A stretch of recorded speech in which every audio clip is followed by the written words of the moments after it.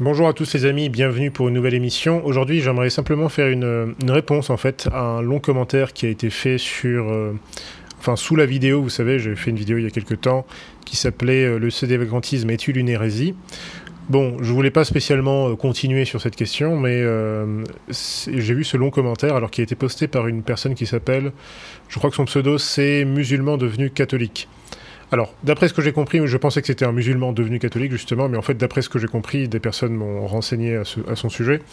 Apparemment, c'est plutôt quelqu'un qui a une chaîne, en fait, d'apologétique, mais qui n'est pas lui-même issu d'une famille musulmane ou quoi que ce soit, ou converti au catholicisme. C'est un catholique conciliaire, donc, qui fait des vidéos, on va dire, apologétiques sur l'islam. Mais donc, c'est quelqu'un, effectivement, donc, qui a posté un commentaire assez long sous la vidéo que j'avais fait, et qui en fait a soulevé pas mal de points, et je me suis dit, bon, ce serait intéressant effectivement de faire une réponse, parce qu'il y a pas mal de, si vous voulez, d'arguments chez lui, que j'ai pas forcément inclus, ou dont j'ai pas forcément parlé dans ma vidéo, donc je me disais, voilà, ce serait l'occasion de faire un petit peu un complément, pour répondre en fait à certains de ces arguments, et montrer encore une fois à quel point, eh bien, les conciliaires comme lui, qui sont un peu sur la ligne en fait archidiacre, et un peu toute cette bande-là, toute cette mouvance, hein, ceux que j'appelle les loyalistes, eh bien, pour montrer à quel point ils se trompent, à quel point ils sont dans la confusion, et à quel point toutes leurs tentatives d'explication, tomberont toujours face à la réalité, et se heurteront toujours à la réalité, en fait, tout simplement de l'église conciliaire, hein, de la secte conciliaire. Et on en a vu encore une démonstration, pas plus tard qu'hier, puisque François donc, a tenu une audience générale, hein, je rappelle que c'est une allocution officielle, et les textes, les paroles de ces allocutions sont ensuite retranscrites et placées, si vous voulez, sur le site du Vatican. Tout ceci fait partie, si vous voulez, du magistrat ordinaire, en principe. Hein. Donc François, dans cette allocution hier, a affirmé que, alors je cite de mémoire, je vais récupérer le texte, excusez-moi, je l'ai sous les yeux, juste pour être précis. François, en gros, a affirmé que les apostats et les blasphémateurs sont dans la communion des saints. Donc c'était hier pour la fête de la Chandeleur. Hein. Je cite, alors, plus précisément, bon, c'est en anglais, je vais traduire. Il nous dit, voilà, pensons à ceux qui ont renié la foi, à ceux qui sont des apostats, à ceux qui sont des persécuteurs de l'Église, qui ont renié leur baptême. Est-ce que ceux-là sont aussi chez eux? Donc, sous-entendu dans l'Église. Et il dit, oui. Eux aussi, ils sont chez eux. Les blasphémateurs, tous, ce sont des frères, ce sont nos frères. C'est ça la communion des saints. Fin de citation. Voici ce que François a affirmé hier, en audience générale. Et voici ce que dit le catéchisme de Saint-Pie X. Je cite, au point, c'est la question 124, dans le catéchisme de Saint-Pie X. Je cite, « Celui-là qui est hors de la communion des saints, il est hors de l'Église. » Et ceux-là, ce sont les damnés, les infidèles, les juifs, les hérétiques, les apostats, les schismatiques et les excommuniés. Voilà la définition, si vous voulez, de la communion des saints, ou plutôt la définition de ceux qui ne sont pas dans la communion des saints, selon la doctrine de l'Église. Et Bergoglio, François, affirme au contraire que les apostats, les blasphémateurs, sont nos frères en chrétienté et qu'ils sont dans la communion des saints. C'est incroyable. Donc je serais curieux de savoir comment les archidiacres et autres vont essayer de tourner ça pour dire oui, mais en fait il a voulu dire ceci, vous n'avez pas compris. C'est encore un coup des méchants sédévacantistes qui manipulent les paroles du pauvre François. Bon, bref. Bon, maintenant passons donc à la réfutation de cette personne, donc musulman devenu catholique. Et je vais reprendre, alors j'ai listé, hein, j'ai recopié toutes ces questions, enfin tout son commentaire, et donc je vais tout simplement répondre point par point à ce qu'il a dit. Alors pas forcément à tout, mais en tout cas à la majorité de ses objections. La première objection de sa part, il nous dit « Dans quel document du magistère de l'Église catholique est-il enseigné que l'Église hiérarchique, c'est-à-dire l'ensemble de tous les évêques de la planète unis et soumis au Saint-Père, allait apostasier la foi catholique à une certaine époque ? Il s'agit de donner des documents officiels du magistère et non pas des citations de pères, docteurs ou théologiens qui ne peuvent pas contredire ce que la théologie catholique a toujours enseigné sur l'unité, la sainteté, catholicité, l'apostolicité, la visibilité et l'indéfectibilité de l'Église. » Bon, alors déjà, rien que si vous voulez, ces objections, dans la façon dont elles sont tournées, je vois clairement qu'il est allé pêcher ça chez Archidiacre ou chez d'autres. Bon bref, donc je vais lui répondre. Très simplement, ma réponse est tout d'abord qu'aucun sédévacantiste n'affirme que l'ensemble de l'Église hiérarchique aurait apostasié la foi catholique. Donc, premièrement, cher ami, vous prêtez aux sédévacantistes des intentions ou des croyances qui ne sont tout simplement pas les leurs.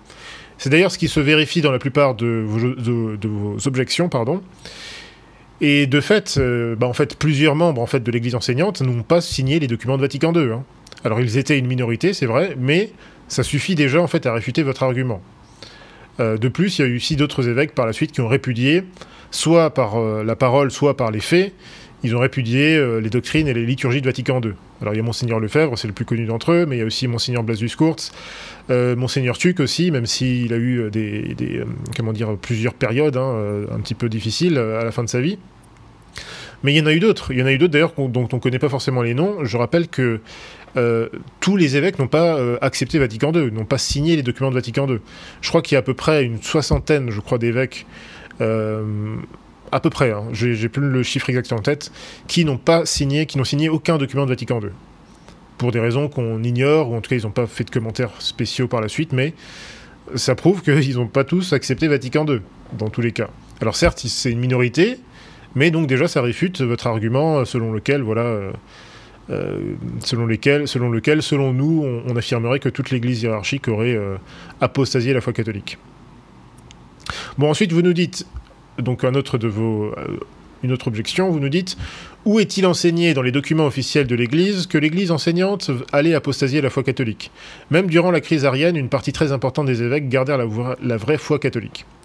Donc réponse de ma part, là encore, votre remarque concernant la situation des évêques durant la crise arienne ne semble pas du tout correspondre, notamment à l'enseignement du père William Jurgens, qui dans son livre « The Face of the Early Fathers » a écrit que, je cite donc le père Jurgens, « À un certain point de l'histoire de l'Église, le nombre d'évêques catholiques en possession d'un diocèse, en comparaison avec le nombre d'évêques ariens titulaires d'un diocèse, n'excédait pas entre 1 et 3% du nombre total d'évêques. » Donc pendant la crise arienne, selon le père Jurgens, il y avait au maximum 3% d'évêques qui n'avaient pas sombré dans l'hérésie arienne. Et il continue, et il nous dit donc, du temps de l'empereur Valens, Saint Basile était dans tout l'Orient le seul évêque resté fidèle à l'orthodoxie catholique et à avoir réussi à conserver son diocèse. En ce temps, à travers le monde, les évêques restés fidèles à l'orthodoxie pouvaient se compter sur le doigt d'une main. Heureusement, l'Église catholique ne se mesure pas selon sa popularité et selon le nombre. Fin de citation.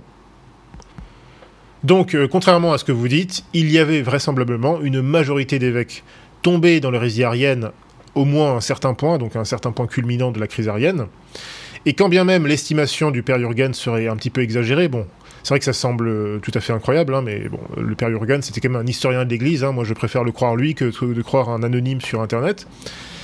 Eh bien, même si l'estimation du père Jurgens est exagérée, eh bien le point essentiel en fait de cette citation, c'est celui-ci.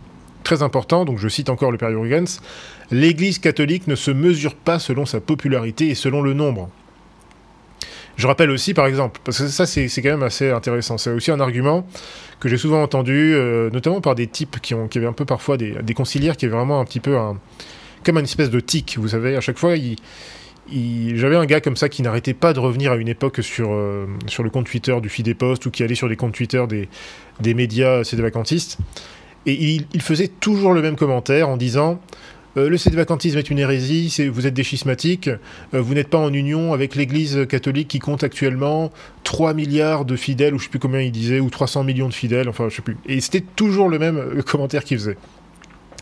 Et en fait, il ramenait toujours, si vous voulez, la question du nombre. Mais comme si la vérité était une question de nombre. Mais l'Église, ce n'est pas une démocratie. C'est pas parce que vous avez tant et tant d'individus qui se prétendent évêques ou qui se prétendent catholiques, ça ne veut pas dire que ces gens ont raison. Notre Seigneur Jésus-Christ n'a jamais dit que voilà, l'Église catholique, ce serait toujours un minimum de tant et tant de personnes ou quoi que ce soit, pour qu'elle reste valide ou qu'elle reste la vraie Église. C'est absolument ridicule. Je rappelle par exemple un exemple tout simple. Lors de l'avènement de notre Seigneur en Terre Sainte, ses disciples étaient eux-mêmes une minorité parmi les Judéens, alors qu'ils avaient contre eux non seulement une partie du peuple juif, mais ce peuple juif-là suivait en fait le Sanhédrin. Il suivait le grand prêtre et les autres membres du Sanhédrin, qui, pour leur immense majorité, étaient quasiment tous opposés à Jésus-Christ. Il y en avait peut-être un ou deux qui défendaient plus ou moins timidement Jésus-Christ. Et si vous ne voyez pas là-dedans des signes, justement, bon, c'est la passion du Christ, et des signes annonciateurs de la passion de l'Église, si vous ne comprenez pas ça, vous n'avez rien compris, justement, à l'eschatologie catholique. Bon, ça j'y reviendrai peut-être plus tard. Donc le nombre, si vous voulez, la popularité, le nombre, ça ne fait pas la vérité. C'est pas comme ça qu'on mesure l'Église catholique, comme le dit le père Jurgens de façon très juste. Bon, une autre objection de votre part. Vous nous dites, la foi catholique enseigne que l'Église catholique romaine est divine, qu'elle est indéfectible. Où est-il enseigné que l'on peut suivre l'Église et sa hiérarchie enseignante pour toute l'histoire, mais sauf pour une période non déterminée? Alors là encore, c'est donc réponse de ma part.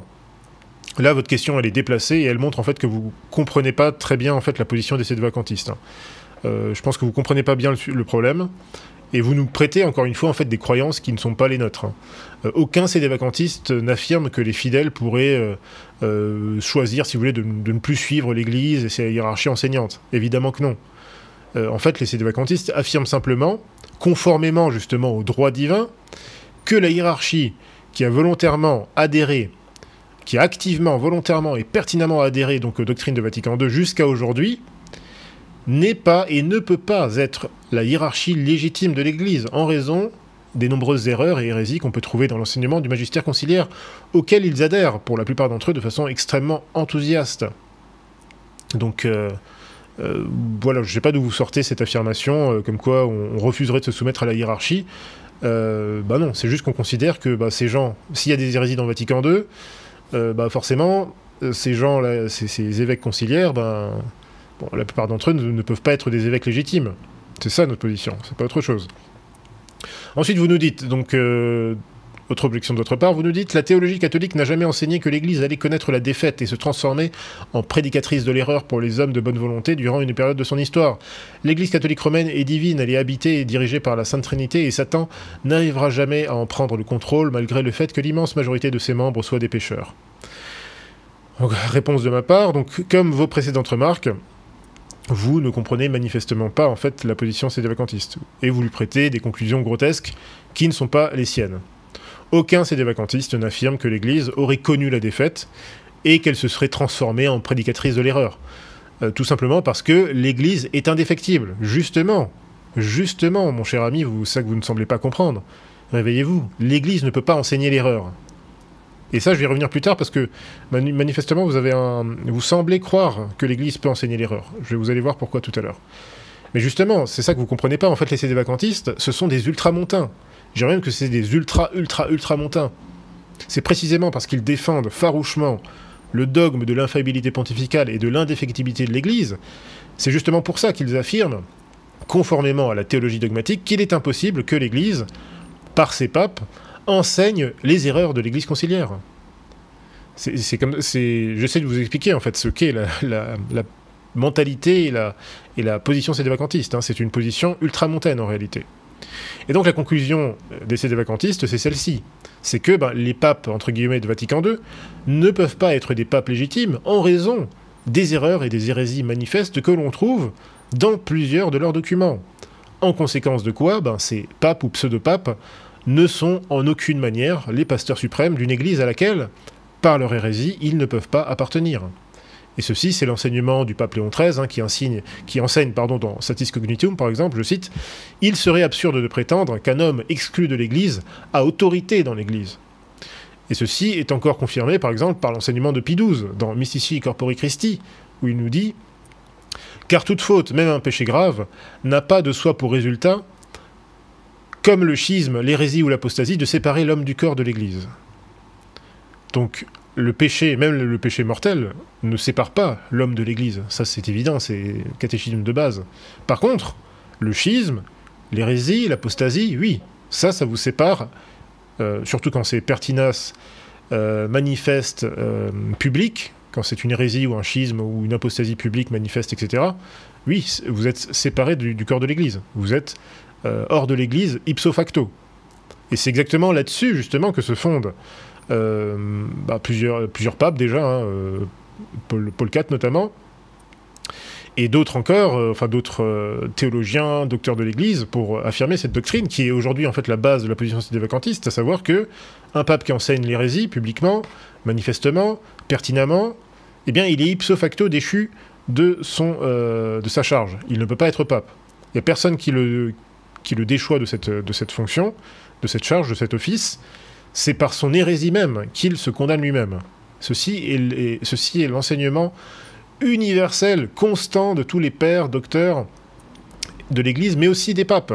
Mais aussi des papes et du droit canon également. Notamment le canon 188, alinéa 4. Bon, continuons. Donc vous nous dites encore, voilà, autre objection de votre part. Vous nous dites, un de vos problèmes, c'est que vous semblez ignorer dans quel cas l'évêque de Rome engage toute l'Église catholique et oblige tous les catholiques à professer tel ou tel point de doctrine ou à pratiquer tel acte. Donc réponse de ma part. Donc là, vous semblez croire que nous ignorons, en fait, nous sommes des débiles, nous sommes des crétins, nous ignorons les degrés et les conditions d'application de l'infaillibilité pontificale. Alors, cette remarque est assez présomptueuse de votre part, d'autant plus que nous allons voir plus loin dans vos objections, que vous cherchez vous-même à diminuer le champ d'application de l'infaillibilité, donc du magistère conciliaire, parce que vous êtes manifestement gêné par les hérésies explicites de François, notamment dans Amoris Laetitia. Ça, je vais y revenir.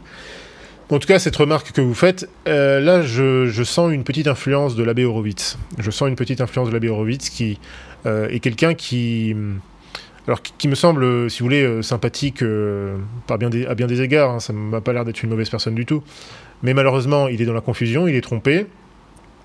Et j'ai entendu pas mal de choses assez curieuses. Enfin, j'ai lu des choses assez bizarres de sa part. Hein. Il a des positions en fait assez gallicanes. Hein, assez bizarre. Il semble croire que les papes peuvent enseigner l'hérésie, ce qui est faux. Hein. Et en plus de ça, il reproche, je crois, il avait reproché aux sédévacantistes en fait, en gros, voilà, d'être un peu ignorant, de ne pas comprendre les subtilités de la théologie et tout ça. Bon, c'est quand même fort de café, parce que, bon, moi, je me prétends pas être théologien, hein, je suis pas théologien ou quoi que ce soit, je suis un simple laïc.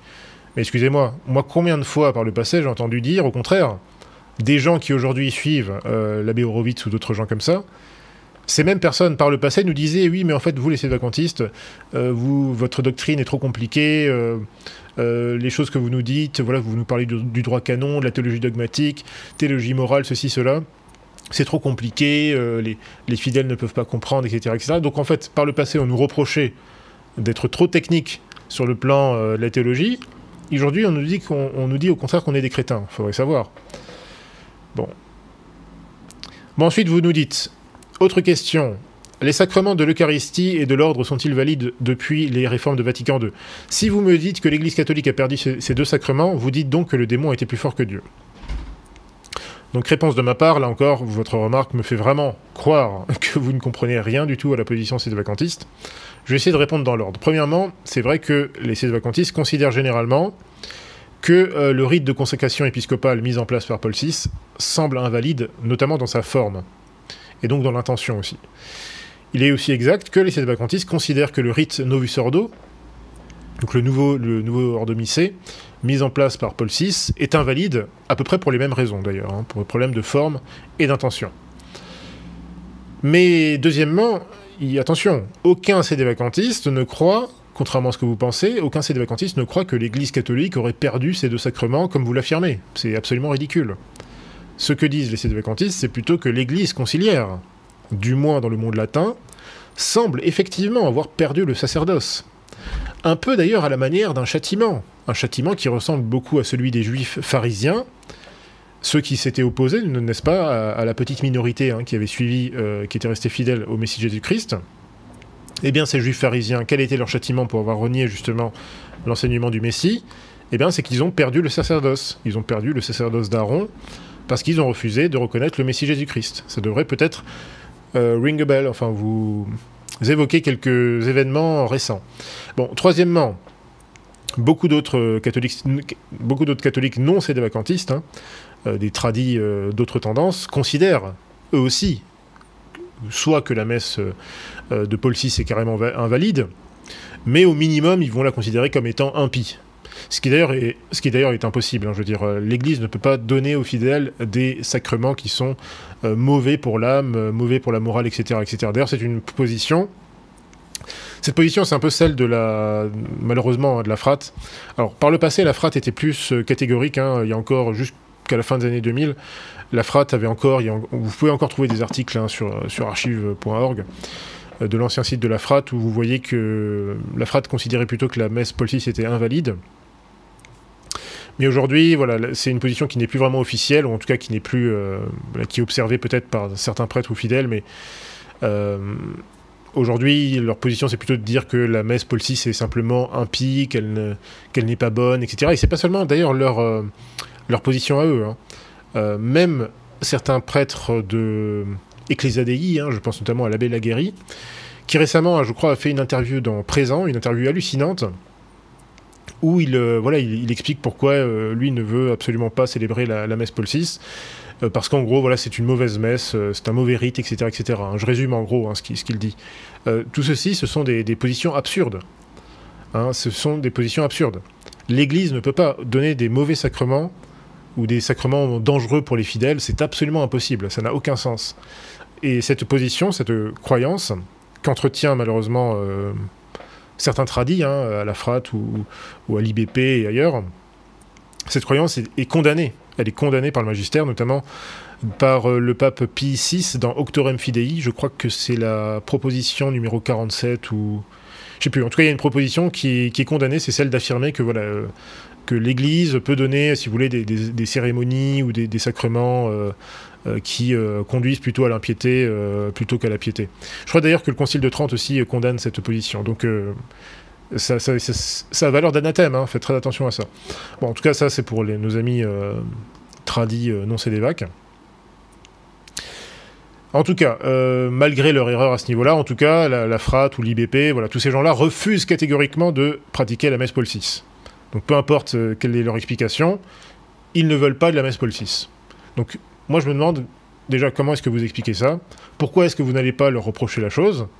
Pourquoi est-ce que tous ces gens-là passent leur temps à attaquer les sédévacantistes, hein, en permanence? C'est toujours de la faute des sédévacantistes, mais comment ça se fait que personne ne dit rien à l'abbé Laguéry, qui affirme des choses qui sont assez proches finalement du sédévacantisme, en tout cas de la position des sédévacantistes par rapport à la messe? Pourquoi est-ce qu'il refuse de faire la messe Paul VI alors qu'il reconnaît Paul VI comme étant un vrai pape? C'est pas normal. C'est pas normal. Bon, donc en tout cas, votre argument est ridicule, hein, c'est pas l'Église catholique. L'Église catholique n'a certainement pas perdu les sacrements, ni de l'ordre, ni de la Sainte Messe. C'est l'Église conciliaire qui les a perdus. Et volontairement. C'est Paul VI qui a mis en place ces rites. Personne ne l'a obligé à le faire.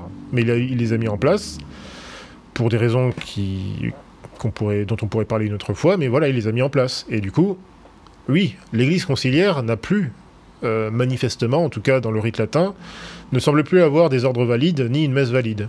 Je suis navré de vous le dire, mais ça semble être le cas. Alors, ne venez pas me demander des clarifications, moi encore une fois je ne suis pas un spécialiste en liturgie, mais ce sont des choses qui ont été, me semble-t-il, démontrées et discutées depuis bien longtemps. Hein. Je renvoie au livre de Michael Davis qui était sorti dans les années 80, qui était un des premiers livres à ce sujet-là. Mais je crois que le tout premier livre, justement, qui avait été fait à ce sujet, c'était un livre d'un sédévacantiste, qui était sorti, je crois, en 68 ou en 69, c'est-à-dire directement après la mise en place du Novus Ordo, et par un monsieur qui s'appelait Patrick Homelor, donc qui est décédé d'ailleurs, je crois, il y a 2 ans, qui était donc l'un des premiers sédévacantistes américains. Il avait été aidé notamment, je crois, alors je ne sais plus quel prêtre, j'ai oublié son nom, je me demande si c'était pas le père de Pau, qui l'avait aidé, je crois que c'était le père de Pau, hein, qui était aussi l'un des pionniers, si vous voulez, du mouvement traditionnel. Bref, si vous voulez des critiques de la messe Paul VI, voilà, vous pouvez déjà remonter en 68-69, ça existait déjà. Mais je renvoie surtout à l'excellent livre de l'abbé Sekada, lui aussi qui est décédé il y a peu de temps, qui a été récemment traduit en français. Alors le titre en français, je ne sais plus comment ça s'appelle, mais en tout cas en anglais, le titre de ce livre c'est Work of Human Hands. Donc voilà, c'est un livre, le livre de l'abbé Sekada, vraiment je vous le recommande. Un excellent livre, l'abbé Sekada était un grand expert de la liturgie. Et voilà, il démontre absolument, si vous voulez, catégoriquement que la messe Paul VI, il y a plus que des problèmes avec. Hein. C'est pas juste des problèmes si vous voulez, de goût ou d'esthétique. Hein. Non, c'est vraiment des matières essentielles. Voilà, donc j'espère avoir répondu à votre question. En tout cas, votre affirmation, encore une fois, est à côté de la plaque. Donc vous affirmez ensuite de ça. Vous nous dites, vous faites bien de dire... vous faites bien plus que dire, donc vous les sédévacantistes, vous faites bien plus que dire qu'il n'y aurait plus de pape à la tête du diocèse de Rome. Vous enseignez qu'une fausse église de faux cardinaux, 6 faux papes, 5300 évêques se sont substitués aux vrais, et que les 2500 évêques sont entrés vrais évêques catholiques à Vatican II et seraient sortis hérétiques le 8 décembre 1965. Ceci n'est enseigné dans aucun décret de concile, dans aucun document infaillible du magistère.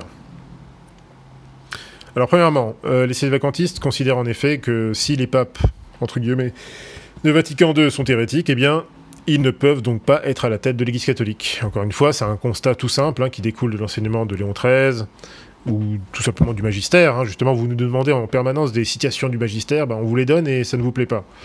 Bon, le magistère nous dit que les hérétiques ne peuvent pas être à la tête de l'Église. Le droit canon nous dit, le droit divin, c'est pas juste le droit positif ecclésiastique, le droit divin nous dit que les clercs hérétiques, manifestement hérétiques, sont déchus ipso facto de leur office. Ça non plus, ça vous plaît pas. Ça ne vous intéresse pas de savoir ça. Bon, de plus, encore une fois, aucun sédévacantiste n'affirme que la totalité de l'Église enseignante aurait apostasié à Vatican II. Ce que disent les sédévacantistes, tout simplement, c'est que ceux parmi le clergé qui ont par la suite donc volontairement et consciemment adopté les doctrines de Vatican II, eh bien, ils en ont adopté les hérésies et donc de fait, ils les ont mis en pratique dans leur diocèse. Donc ces gens-là, on doit les considérer comme étant illégitimes. C'est toujours selon le même principe. Ils occupent illégalement des offices. Alors, juste une remarque par rapport à la question tout à l'heure, donc des ordres, notamment des ordres épiscopaux. Il faut savoir que Paul VI a mis en place ces réformes dans le rite latin.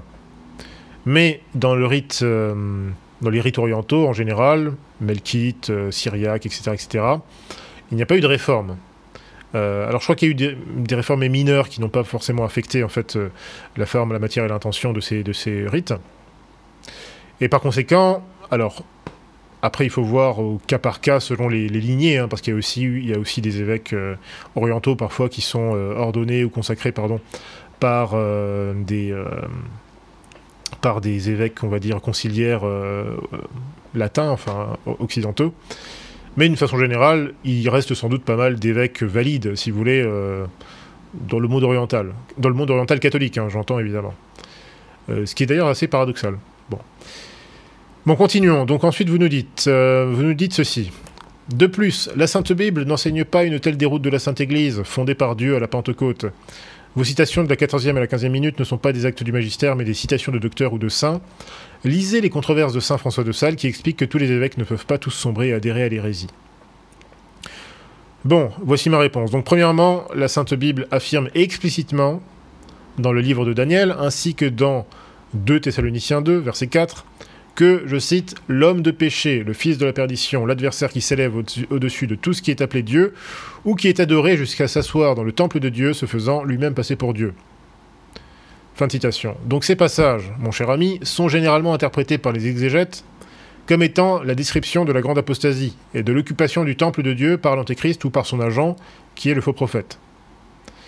Donc le temple de Dieu, c'est quoi? C'est l'Église, selon ces exégètes. Évidemment, c'est l'Église. Notamment la basilique Saint-Pierre. Donc, pour vous... Alors, j'ai déjà évoqué donc, de nombreux éminents pères, docteurs, exégètes dans ma précédente vidéo. Et donc, je vais citer un autre grand théologien, enfin, grand exégète que je n'avais pas évoqué jusqu'ici, c'est le père Hermann Kramer, donc qui a écrit un commentaire du livre de l'Apocalypse qui a été publié en 1955, peut-être même un peu plus tôt. En tout cas, vous voyez qu'il l'a publié, encore une fois, longtemps avant Vatican II. Enfin, pas si longtemps, en fait. Peut-être 10 ans, du coup, enfin, même moins de 10 ans avant Vatican II. Mais, en tout cas, à l'époque de Pie XII. Et encore une fois, le père Hermann Kremer, de même que le révérend père Berry, n'avait aucune idée de Vatican II, ils n'avaient aucune idée de tout ça. Ils ne vivaient pas à cette époque. Mais voici ce que nous dit le père Hermann Kremer.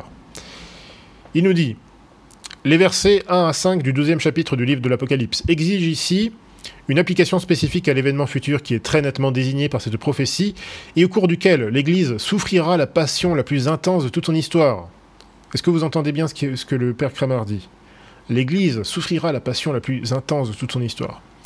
Au cours de cette épreuve inédite, elle donnera naissance à un individu bien spécifique qui devra diriger l'Église avec une verge de fer. Donc il fait référence au verset 5.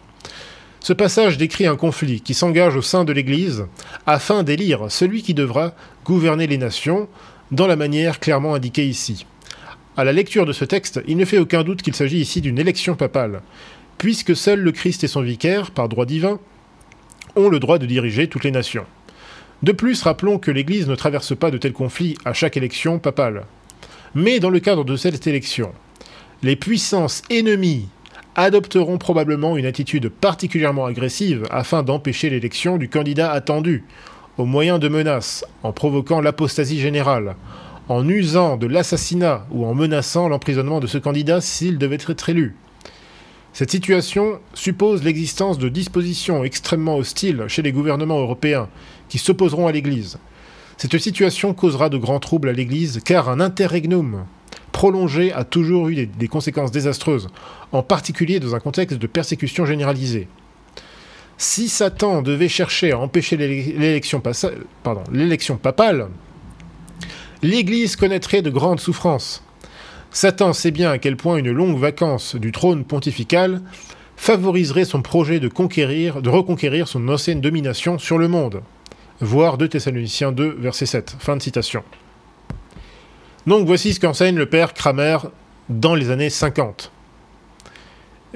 Alors, il y a pas mal de choses dans ce passage, hein, je pense qu'il devrait vous donner la puce à l'oreille. Mais il y a surtout un truc très important, c'est que on voit que le père Kramer ici, c'est ça qui est absolument incroyable, il décrit une situation dans laquelle effectivement, il semble décrire en fait ce qui se passait évidemment à son époque, au XXe siècle, et en fait déjà depuis on va dire la fin du XVIIIe, même un petit peu avant, c'est-à-dire une coalition, un frémissement des nations contre l'Église de Jésus-Christ.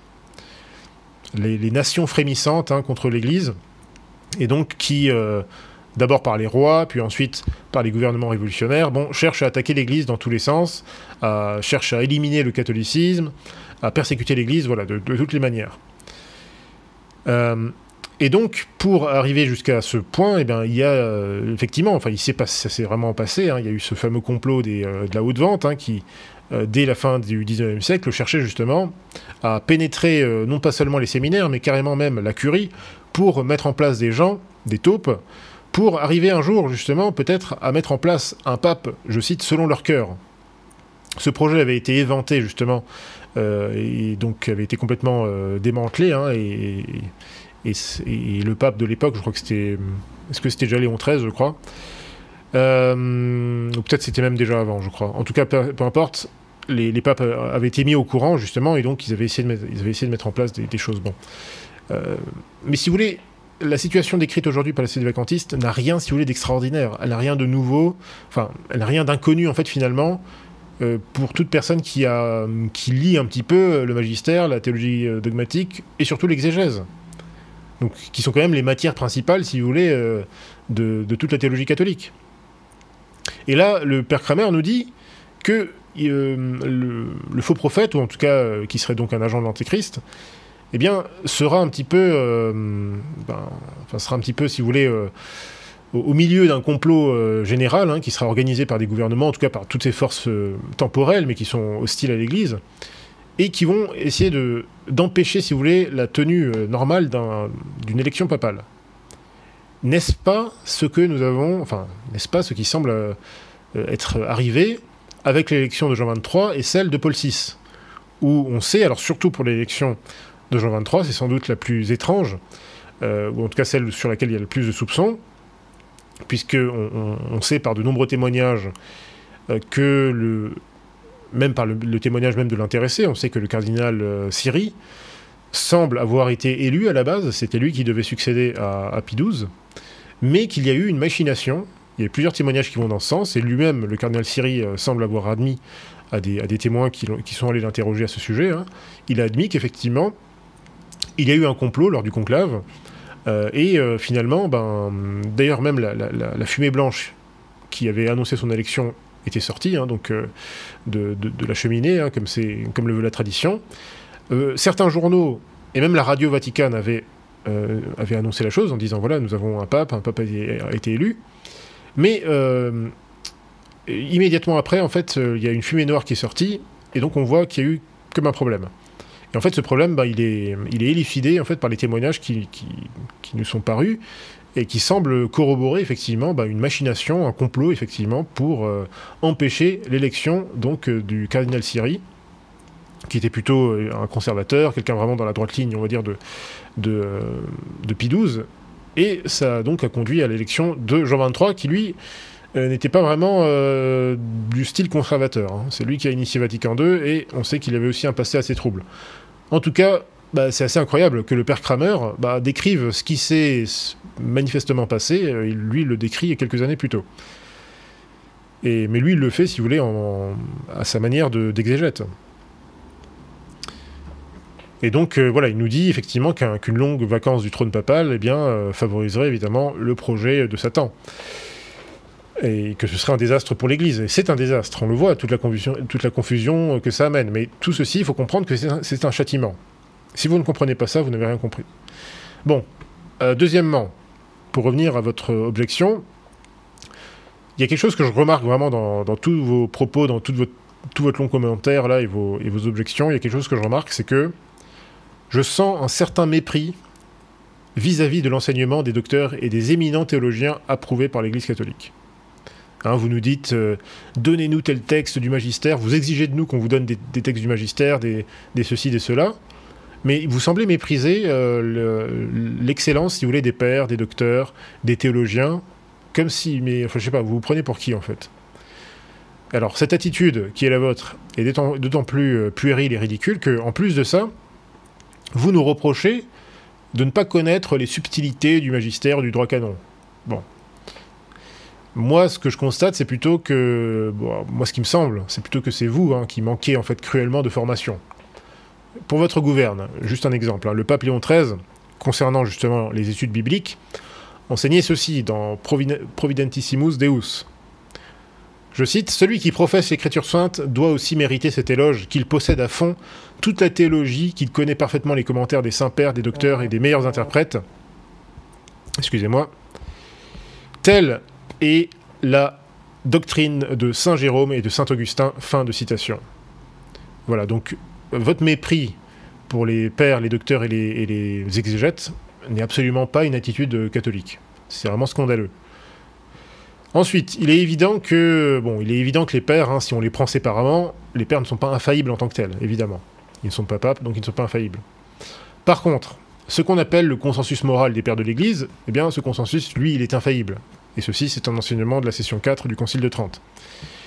Bon, il est évident que les docteurs non plus, ils jouissent pas individuellement d'un charisme d'infaillibilité, c'est évident. Par contre, les docteurs de l'Église, pourquoi est-ce qu'on les appelle docteurs de l'Église? Eh bien, justement, comme l'explique le père John Chapman, ils sont appelés docteurs de l'Église en raison des grands bienfaits que l'Église a retirés de leur doctrine. De leur doctrine. Donc ils ont une doctrine excellente. Alors qui n'est pas évidemment absente d'éventuelles erreurs, qui sont accidentelles, mais leur doctrine est tellement excellente qu'on les appelle effectivement des docteurs, et que l'Église peut en retirer des bienfaits. Donc c'est pour ça qu'on les appelle docteurs. Bon, ensuite, vous semblez aussi ignorer la notion de consensus universel des théologiens, qui est un principe rappelé par le pape Pie IX dans sa lettre Tuas Libenter, donc je cite, car même s'il s'agissait de cette soumission qui doit se manifester par l'acte de foi divine, elle ne saurait être limitée à ce qui a été défini par les décrets express, donc des conciles œcuméniques ou des pontifes romains de ce siège apostolique, mais elle doit aussi s'étendre à ce que le magistère ordinaire de toute l'Église répandue dans l'univers transmet comme divinement révélé, et par conséquent qui est retenu d'un consensus universel et constant par les théologiens catholiques, comme appartenant à la foi. Fin de citation. Et donc là, il y a deux réfutations. Donc non seulement il y a une réfutation, et on va le voir plus tard, de manifestement votre mépris pour le magistère ordinaire. Vous semblez croire que Amoris Laetitia, par exemple, n'est pas infaillible. Mais je vous rappelle que Amoris Laetitia, ça fait partie du magistère ordinaire, en tout cas du magistère conciliaire. Donc il ne devrait pas se trouver d'erreur, mais ça on va y revenir. Ensuite, deuxième réfutation, rien que par cette citation donc, de Tuas Libenter, c'est votre mépris en fait des exégètes, des théologiens et tout ça. Et donc, votre mépris pour justement les exégètes, les canonistes, les théologiens, franchement c'est absolument lamentable. Encore une fois, vous vous prenez pour qui? Est-ce que vous croyez que vous êtes plus intelligent, plus savant que Saint Robert Bellarmine, que le cardinal Henry Manning, que le révérend Père Berry, que Monseigneur Joseph Fenton? Et tous ces gens sont des géants. Vous n'êtes rien à côté d'eux. Donc soyez certains, en tout cas pour ma part, que moi je préfère me fonder sur ces autorités approuvées par l'Église, et même plus qu'approuvées, plutôt que sur les obscurs blogs modernistes que vous fournissez pour toute source dans vos commentaires. Voilà. Alors troisièmement, les sédévacantistes n'affirment pas, certainement pas, que l'Église pourrait connaître la défaite ou la déroute, comme vous l'affirmez. C'est ce que vous dites dans votre commentaire, là. Vous prétendez que, voilà, et c'est ce que vous avez déjà dit plus haut d'ailleurs, vous pensez en fait que la position sédévacantiste conduit ou suppose, si vous voulez, une espèce de défaite de l'Église. Mais là encore une fois, vous n'avez rien compris. Encore une fois, voilà, c'est pas du tout la position des sédévacantistes. Donc, à moins que vous ne considériez peut-être que la passion de notre Seigneur Jésus-Christ était une déroute. Parce que aujourd'hui, vous voyez l'Église, et encore une fois, là, c'est un constat général, peu importe qu'on soit sédévacantiste, frateux, ecclésiadei ou même conciliaire, conservateur, bon, tout le monde voit bien que c'est quand même difficile en ce moment. Tout le monde voit bien que l'image de l'Église, je dis bien l'image de l'Église, est particulièrement ternie, à cause justement de ce clergé pédophile, des modernistes complètement dingos, des scandales conciliaires en tout genre, des hérésies, donc des Jean-Paul II, des Paul VI, des François, etc., etc. Tout le monde le constate. Sauf qu'on n'a pas tous les mêmes... nous n'arrivons pas tous aux mêmes conclusions. Les sédévacantistes arrivent aux bonnes conclusions parce qu'ils n'ont pas peur. Ils n'ont pas peur de dire qu'effectivement, ces gens-là ne peuvent pas être de vrais papes. Et vous avez peur d'admettre ça, et donc vous inventez toutes sortes de théories ridicules qui n'ont aucune fondation dans la théologie dogmatique pour échapper à ce constat. Parce que vous voulez surtout... Voilà, je crois qu'il y a une phrase dans l'Écriture sainte, je ne sais plus quel prophète disait ça, voilà, les Juifs à l'époque refusaient de l'écouter, ils voulaient des bons oreillers pour bien dormir, pour surtout pas qu'on les dérange. Mais c'est pas comme ça. Donc effectivement, les sédévacantistes, eux, ils vont, au fond de la vérité. Ils n'ont pas peur d'y aller et d'accepter les conséquences. Mais encore une fois, ce n'est pas une défaite de l'Église. Ce qui serait une défaite de l'Église, ce serait d'admettre, comme vous le faites, de dire, oui, Vatican II, c'est l'enseignement de l'Église. Oui, l'enseignement de François qui affirme que, par exemple, comme il l'a fait hier, que les blasphémateurs et les apostats sont dans la communion des saints, oui, là, par contre, cette position-là, qui est la vôtre, oui, ça conduit directement à la défaite ou à la déroute de l'Église. Donc en fait, ceux qui sont contre, qui s'opposent à cette déroute, ou en tout cas qui contredisent votre position, c'est surtout les sédévacantistes en fait. Et encore une fois, je donne cet exemple de la passion de notre Seigneur Jésus-Christ. Pensez-vous que la passion de notre Seigneur était une déroute? Mais ça, c'est une vision tout à fait matérialiste. Notre Seigneur Jésus-Christ a été porté sur la croix, mais pour un plan spécial. Il y avait un plan, Dieu avait un plan pour tout ça. Et donc, notre Seigneur Jésus-Christ est ressuscité ensuite. Il est ressuscité en gloire. Et ce sera pareil pour l'Église. Et là encore, c'est pas une interprétation de ma part, ce sont les grands exégètes qui enseignent tout ceci. Encore une fois, il y a un lien direct entre la passion du Seigneur Jésus-Christ et la passion de son corps mystique, qui est l'Église, de l'épouse immaculée. Donc si vous pensez si vous semblez croire que la passion de notre Seigneur Jésus-Christ serait une déroute parce qu'il a été porté sur la croix, si c'est votre vision des choses, est-ce que vous n'êtes pas semblable à ces pharisiens qui étaient incapables de voir clairement face à eux les manifestations de la prophétie messianique qui se réalisaient devant eux, face à eux? Eh bien, que l'Église souffre une passion mystique semblable à celle de notre Seigneur, figurez-vous que ça a été prophétisé, et ça a été même enseigné par le pape Pie XII, encore une fois dans Mystici Corpore Christi, où il dit ceci, je cite, « D'emblée, il faut noter que la société établie par le Rédempteur du genre humain ressemble, donc l'Église ressemble à son divin fondateur qui fut persécuté, calomnié et torturé par ceux-là même qu'il avait entrepris de sauver. Nous ne nions pas, mais plutôt d'un cœur rempli de gratitude envers Dieu. Nous admettons que même en nos temps turbulents, il y en a beaucoup qui, bien qu'en dehors du bercail de Jésus-Christ, regardent l'Église comme le seul havre de salut. Mais nous sommes également conscients que l'Église de Dieu est non seulement méprisée et haïe méchamment par tous ceux qui ferment les yeux à la lumière de la sagesse chrétienne et retournent misérablement aux enseignements, coutumes et pratiques de l'ancien paganisme, mais est ignorée. L'Église est ignorée, négligée, et même parfois considérée comme ennuyeux par de nombreux chrétiens qui sont séduits par des erreurs spécieuses ou pris dans les mailles de la corruption du monde. En obéissance donc à la voix de notre conscience et conformément au désir de beaucoup, nous présenterons aux yeux de tous et exalterons la beauté, les louanges et la gloire de la mère Église qui, après Dieu, nous devons tout. Fin de citation. Donc là encore, on voit que le pape Pie XII, clairement, fait un parallèle entre la passion de l'Église, la passion du Christ, puisque, effectivement, l'Église est le corps mystique du Christ. Bon. Pour finir sur ce point, alors sur votre objection, là, vous avez fait une grave erreur, encore une fois. Vous croyez pouvoir vous appuyer sur saint François de Sales pour soi-disant réfuter la position sédévacantiste. C'est d'autant plus ridicule, premièrement, parce que vous nous reprochez d'utiliser l'enseignement des docteurs, et vous nous opposez à un enseignement de docteur. Donc vous réclamez qu'on vous donne des citations du magistère en permanence, vous en donnez aucune, mais, enfin bon, c'est n'importe quoi. Et donc vous pensez vous appuyer sur saint François de Sales, vous pensez que ça va marcher. C'est ridicule. D'autant plus que vous citez les controverses de saint François de Sales, mais si vous aviez vraiment lu ce livre, ou en tout cas attentivement, vous auriez peut-être vu que ce saint docteur, au chapitre 14 de ce livre, enseigne ceci, je cite, « Lorsqu'un pape est explicitement un hérétique, il perd ipso facto sa charge, et il est retranché hors de l'Église. » Donc qu'est-ce que vous dites de ça? Donc saint François de Sales, lui aussi, il adoptait cette position, cette doctrine, qui est une doctrine de foi, et qui découle du magistère, qui découle de la tradition de la Sainte Écriture, et qu'on retrouve chez quantité de théologiens, de docteurs, dans le droit canon. Mais tout ça, ça compte pas pour vous. Apparemment, on s'en fiche.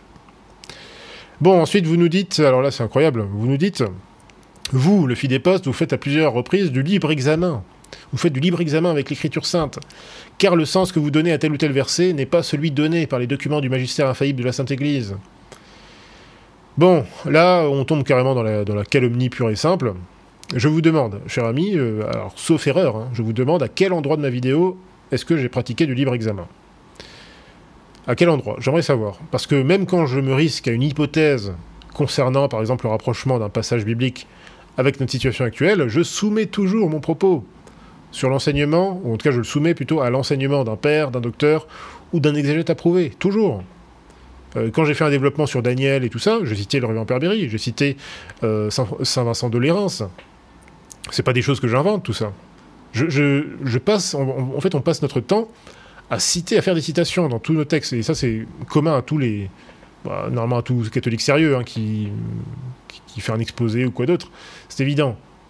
Mais j'ai passé ma vidéo littéralement à citer des théologiens, ou des docteurs, etc. Donc c'est incroyable, vous osez m'accuser de faire du libre examen. C'est hallucinant. Enfin bon, donc non seulement votre remarque elle est calomnieuse, mais en plus elle est ridicule. Parce que, en plus de ça, votre commentaire... Encore une fois, il exprime un certain mépris pour la tradition et pour les travaux des grands théologiens. Parce que je ne sais pas si vous êtes au courant, mais le magistère n'a pas interprété tous les moindres versets de la Sainte Écriture. Hein, tous les versets de la Sainte Écriture n'ont pas été, si vous voulez, infailliblement interprétés par le magistère. Mais cela dit, il y a quand même quelque chose d'intéressant dans votre objection, c'est que j'ai cité précédemment dans ma vidéo justement un passage du magistère qui justement traite infailliblement de cette notion donc d'abomination de la désolation donc évoquée dans le livre de Daniel et par notre Seigneur justement dans Marc 13. Donc là c'est bizarre parce que vous me dites que je fais du libre examen, mais vous n'avez pas remarqué que j'ai en fait développé tout mon développement justement sur la question de l'abomination de la désolation dans le lieu saint.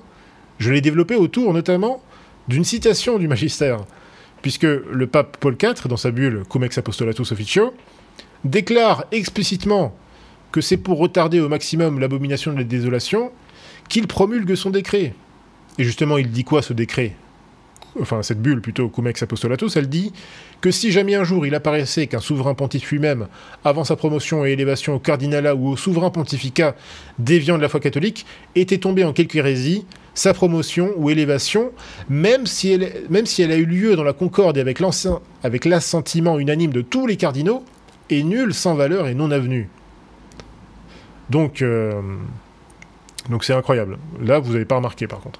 Bon, je rappelle aussi que l'abomination de la désolation décrit les événements qui, selon le révérend Père Berry, préfigure, alors je le cite, préfigure les abominations qui devront profaner les églises en ces jours terribles, pendant lesquels l'Antéchrist s'assiera lui-même sur l'autel pour y être adoré comme un dieu. Encore une fois, je préfère largement me fonder sur Paul IV et sur le révérend Père Berry plutôt que sur...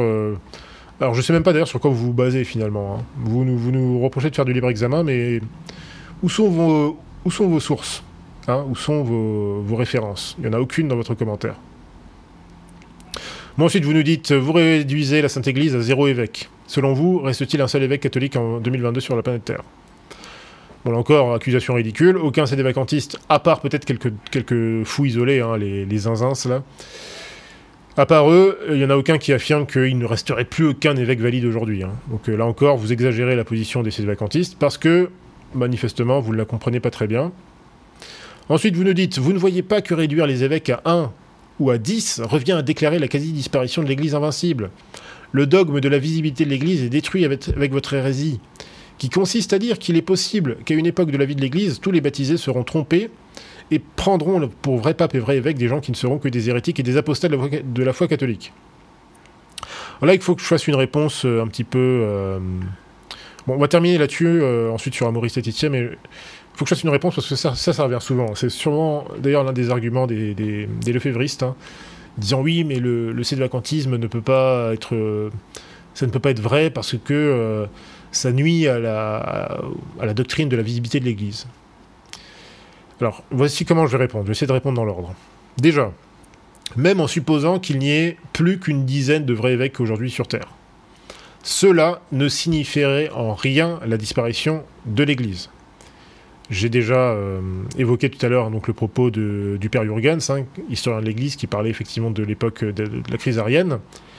Et le révérend père Jurgens nous dit très bien que l'Église catholique ne se compte pas en termes de nombre de fidèles ou d'évêques ou quoi que ce soit, ni en termes de popularité. C'est pas ça la visibilité de l'Église, c'est pas d'avoir tant et tant et tant et tant d'évêques, de clercs, etc. Il n'y a aucune... c'est pas comme ça que ça marche en fait. Et d'ailleurs, saint Athanase, dans sa fameuse lettre, saint Athanase, grand champion justement contre l'hérésie arienne, il avait fait cette fameuse lettre dans laquelle il disait que même si les fidèles étaient... de l'Église donc étaient réduits à un prêtre et à 10 laïcs, ces gens-là seraient la vraie Église catholique. Ce qui est vrai, c'est comme ça que ça marche. L'Église catholique, c'est ceux qui professent la foi catholique. Maintenant, vous commettez la grave erreur de nous accuser d'hérésie en affirmant que la position sédévacantiste détruirait le dogme de la visibilité de l'Église. Et vous allez voir à quel point c'est une grave erreur venant des conciliaires. Alors manifestement, vous n'avez pas une très bonne compréhension de cette doctrine, comme ça se voit dans vos précédentes remarques. Parce qu'en effet, nous avons vu précédemment qu'il y a chez vous, et chez beaucoup d'autres d'ailleurs conciliaires anti-sédévacantistes, une vision matérialiste de l'Église. Parce que selon vous, l'idée de la grande apostasie vous semble impossible et même hérétique parce que vous pensez que la vérité c'est une affaire de nombre et de popularité. C'est une vision très mondaine de l'Église catholique. Parce qu'en fait, saint Grégoire de Nazianze, dans son traité contre les Ariens, s'attaquait justement, je cite, à ceux qui nous reprochent notre pauvreté, qui prétendent que la multitude du peuple fait l'Église et qui méprisent le petit troupeau. Donc là, c'est un peu dans le même esprit que saint Athanase. Donc il y a des gens à l'époque de saint Grégoire de Nazianze qui reprochaient que voilà, ceux qui étaient restés fidèles à la foi catholique à l'époque de la crise arienne, ils étaient pauvres dans le sens, voilà, ils étaient persécutés, ils n'étaient pas beaucoup, ils étaient acculés, tout ça. Donc les gens disaient, voilà, mais regardez comme vous êtes quelques-uns là, vous n'êtes pas des vrais catholiques, vous voyez que c'est nous possédons les bâtiments, nous sommes dans l'opulence, etc. Donc ça, c'est une vision matérialiste que vous avez là. De même, le commentaire Édoc du chapitre 11 de l'Apocalypse indique, je cite, que les églises consacrées au vrai Dieu sont si réduites en nombre que saint Jean les représente comme une seule église. Donc église avec un petit e. Ces ministres officient sur un autel et tous les vrais fidèles sont si peu nombreux par rapport à la masse de l'humanité que l'évangéliste les voit rassemblés dans un seul temple pour rendre leurs adorations du Très-Haut. Fin de citation. Parce que ça revient souvent. Oui, vous laissez les vacantistes, vous n'êtes pas beaucoup, vous êtes quelques centaines, ou je sais pas quoi. Bon, d'ailleurs, je crois que vous faites cette accusation un peu plus tard. Bon, déjà, on n'est pas quelques centaines, mais c'est pas comme ça que ça marche. Bon. Deuxièmement, cher ami, vous avez un petit peu l'accusation facile, hein, vous accusez facilement les autres d'hérésie ou d'ignorance, mais manifestement, c'est vous qui ne savez pas de quoi vous parlez. Alors laissez-moi vous donner une définition magistérielle, justement, de la visibilité de l'Église. Le pape Pie XII, dans Mystici Corpore Christi, enseigne que les membres du corps visible de l'Église sont, je cite, « ceux qui ont reçu le baptême de régénération et professent la vraie foi, qui, d'autre part, ne se sont pas, pour leur malheur, séparés de l'ensemble du corps, ou n'en ont pas été retranchés pour des fautes très graves par l'autorité légitime. » Fin de citation. Donc les membres de l'Église, ce sont ceux qui ont reçu le baptême de régénération et qui professent la vraie foi, et donc qui ne se sont pas séparés de l'ensemble du corps, soit par leur hérésie, n'est-ce pas, comme Bergoglio ou d'autres, soit parce qu'ils ont été excommuniés explicitement, directement par un évêque ou autre. Citons également Monseigneur Van Noort. J'espère que vous n'avez pas de mépris pour Monseigneur Van Noort. Hein. Encore une fois, je pense qu'on peut lui faire un peu plus confiance à lui qu'à Archidiacre ou je ne sais pas quel autre pseudo-théologien d'Internet. Voici ce que nous dit Monseigneur Van Noort. Je cite, « L'Église peut se définir comme étant la société des hommes qui, par leur profession de la même foi et par leur participation au même sacrement, constituent sous la direction des pasteurs apostoliques et de leurs chefs le royaume du Christ sur terre. » Fin de citation. Mais justement, si vous aviez les idées un peu plus claires, vous verriez que ce sont précisément les doctrines du magistère de Vatican II qui contreviennent à la notion catholique de visibilité de l'Église. En effet, le magistère de Vatican II affirme que d'une certaine manière, même imparfaite ou partielle, les hérétiques et les schismatiques protestants et orientaux font partie de l'Église du Christ, font partie de l'Église du Christ, donc l'Église catholique. En fait, alors je me répète, hein, mais hier encore, François est allé jusqu'à affirmer en audience officielle que les apostats et blasphémateurs sont nos frères et qu'ils font partie de la communion des saints. Voilà, donc ils font partie de l'Église en fait. De plus, l'unité de l'Église, alors selon Unitatis Redintegratio, ou selon d'ailleurs Jean-Paul II, hein, notamment dans Ut Unum Sint, selon donc les documents, le magistère conciliaire, l'unité de l'Église ne s'est pas encore réalisée. Elle reste à accomplir. C'est l'enseignement de ces documents. Mais si l'unité de l'Église n'a pas été accomplie, il s'ensuit donc que la visibilité ne peut pas être atteinte, en tout cas pas dans l'Église conciliaire, ça c'est certain. Hein, parce que dans l'Église conciliaire, on va le vérifier un peu plus loin, hein, on va le voir justement, mais si vous voulez, l'Église conciliaire, parce qu'on reproche souvent, c'est peut-être un reproche que vous faites d'ailleurs aux sédévacantistes, je sais pas, oui, les sédévacantistes divergent dans leurs certaines positions, ils sont pas unis, machin truc. Je peux répondre à ça assez facilement, mais regardez l'Église conciliaire. Quelle unité de doctrine y a-t-il entre nos amis des communautés Ecclesia Dei et Bergoglio? Ils ne sont pas unis. Dans la foi, ils ne sont pas unis. Même pas dans les sacrements, d'ailleurs. Hein, l'abbé Laguérie ou les gens de l'IBP ne veulent pas faire la messe Paul VI. Pourquoi ils ne veulent pas faire la messe Paul VI alors que François nous dit que la messe Paul VI, c'est la lex orandi de l'Église catholique. Donc il y a un problème. Ces gens-là sont dans l'incohérence, il y a un problème. Vous avez aussi des différences de croyances incroyables. Je veux dire, n'importe quel, on va dire, conciliaire, un minimum conservateur, ou un petit peu orienté tradi, souvent on va adopter, si vous voulez, des doctrines qui sont quasiment condamnées par certains évêques conciliaires, hein, qui vont, je sais pas, nier l'existence de l'enfer. Alors j'ai vu aussi l'autre fois un évêque, je sais plus où c'était, si c'était en Amérique du Sud, je sais plus dans quel pays, je sais plus ce qu'il avait sorti encore, hein, parce que c'est dur à suivre tout ça, mais bon, bref, il avait sorti une hérésie énorme, enfin, on pourrait en sortir tous les mois, toutes les semaines, des choses comme ça, des cas comme ça, vous les connaissez. Donc il n'y a pas d'unité de doctrine dans l'Église conciliaire. Hein, vous avez des gens qui croient des choses très différentes. Et la plupart des gens, en fait, ne croient pas, ne suivent même pas les enseignements de François.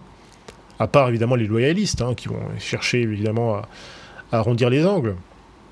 Mais pour les catholiques conciliaires les plus valeureux, ou en tout cas ceux qu'on respecte le plus, c'est-à-dire ceux qui sont plutôt tradis, hein, eux, ils suivent carrément ils rejettent carrément Vatican II, hein, même s'ils le disent pas clairement, ils rejettent Vatican II. Bon, ils suivent pas, en tout cas, ni le magistère de Vatican II, ni le catéchisme de Jean-Paul II, etc., etc. Donc, où est l'unité là-dedans?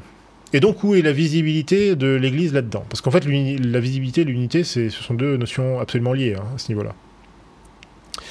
Et donc, ce qui est intéressant, c'est que le magistère conciliaire, en fait, admet la chose. Puisque le magistère conciliaire nous dit que, d'une certaine façon, en tout cas de façon imparfaite, mais quand même d'une façon effective, les protestants, les schismatiques, font partie de l'Église du Christ. Parce que, pour telle raison, parce qu'ils partagent avec nous la Sainte Écriture, le baptême, ou certains rites, ou certains ordres. Et donc ça crée une espèce de communion imparfaite, hein, c'est assez ridicule quand on sait surtout que ces mêmes hérétiques, donc cette même hiérarchie conciliaire a excommunié Monseigneur Lefebvre, ou Monseigneur Tuc, Monseigneur Carmona et les autres. C'est quand même incroyable, hallucinant. Par contre, les schismatiques orientaux, non, eux, ils sont très bien, ce sont nos frères dans la foi.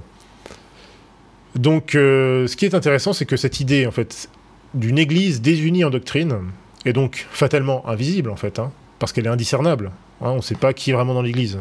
Hein, selon les conciliaires, qui est vraiment dans l'église. Est-ce que les protestants sont dans l'église? Est-ce qu'ils ne le sont pas? Oui, ils le sont, mais imparfaitement, donc ils le sont quand même, mais on ne sait pas trop. Bon, en tout cas, cette idée-là, hein, a été condamnée par le pape Léon XIII dans Satis Cognitum. Donc en clair, pour résumer sur ce point, cher ami, vous ne savez pas de quoi vous parlez, et vous êtes aveuglé, vous êtes confus, à cause de la fausse théologie de Vatican II. Donc c'est sûrement pas, si vous voulez, le sédevacantisme qui nuit à la visibilité de l'Église, non, c'est Vatican II qui nuit complètement à la saine notion d'unité et de visibilité de l'Église. J'espère que vous le réalisez maintenant. Bon, dernière réponse alors, que je vais vous faire là sur Amoris Laetitia. Alors, vous nous affirmez la chose suivante, ça c'est incroyable. Donc après toutes vos accusations, qui pour la plupart n'ont aucun sens, vous osez nous affirmer ceci, hein, je vous cite. Vous nous dites « Amoris Laetitia n'est pas infaillible ». C'est incroyable. Alors voici ma réponse. Déjà, cette affirmation de votre part devrait suffire en fait à discréditer totalement votre propos. Mais surtout, elle est caractéristique de la confusion dans laquelle vous vous trouvez. Parce qu'après m'avoir accusé, ou avoir accusé les sédevacantistes, d'hérésie, de schisme, d'insubordination, de libre examen et de refus d'obéissance aux autorités légitimes de l'Église, lesquelles, selon vous, sont évidemment celles de l'Église conciliaire, après toutes ces accusations, vous avez l'audace d'affirmer que, selon vous, Amoris Laetitia n'est pas infaillible. C'est tout simplement incroyable. J'aimerais vraiment savoir où est-ce que vous êtes allé chercher ça. En tout cas, là, je parle de votre point de vue de conciliaire. Parce que si vous reconnaissez François, vous êtes soumis à l'autorité de François, etc., et que vous refusez Amoris Laetitia comme étant un texte infaillible, c'est-à-dire ne contenant pas d'erreurs théologiques, il y a un léger problème. On va le voir tout de suite. Alors tout d'abord, il est facile de comprendre pourquoi vous tenez absolument à dire qu'Amoris Laetitia n'est pas infaillible de votre point de vue de conciliaire. La raison, elle en est simple, c'est que dans ce texte, François professe une hérésie explicitement anathématisée par le Concile de Trente. Cette idée, justement, selon laquelle François affirme en fait qu'il n'y a rien dans l'Écriture sainte qui laisse entendre que la situation, si vous voulez, que l'état virginal serait supérieur à l'état marital. Donc ça, c'est ce que François enseigne dans Amoris Laetitia. C'est une proposition qui est condamnée par le Concile de Trente et qui est valable, enfin qui vaut un anathème. Donc François est anathémisé en fait. Hein, il est anathémisé. Et en fait, ce qui est encore pire, c'est que François, en fait, dans ce texte, dans Amoris Laetitia, il cite Jean-Paul II, parce qu'en fait, cette idée-là lui vient de Jean-Paul II. Jean-Paul II a enseigné ça dans je ne sais plus quel texte. Donc en fait, non seulement François est anathémisé, mais en plus de ça, Jean-Paul II. Bon, on le savait déjà, mais voilà, ça vous en fait deux pour le prix d'un. En tout cas, tout ça pour dire que votre position est ridicule et illogique, hein, parce que si vous reconnaissez François comme étant le légitime vicaire du Christ, eh bien, vous devez considérer Amoris Laetitia comme faisant partie du magistère ordinaire. Et c'est pas moi qui le dis.